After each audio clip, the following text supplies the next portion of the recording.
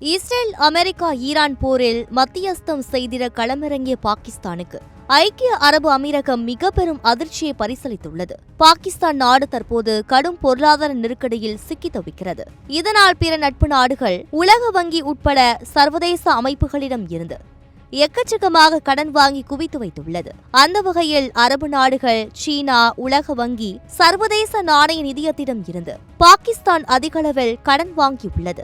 இந்த நிலையில் பாகிஸ்தான் வாங்கிய $3.5 பில்லியன் கடனை 2026ஆம் ஆண்டு ஏப்ரல் மாதம் இறுதிக்குள் செலுத்த வேண்டும் என்று ஐக்கிய அரபு அமீரகம் கெடு விதித்துள்ளது. அதன்படி ஏப்ரல் 11ஆம் தேதி $450 மில்லியன், ஏப்ரல் 17ஆம் தேதி $2 பில்லியன், ஏப்ரல் 23ஆம் தேதி $1 பில்லியன் என்று மொத்தமாக $3.5 பில்லியன் கடனை தர வேண்டும் என்று ஐக்கிய அரபு அமீரகம் உத்தரவிட்டுள்ளது.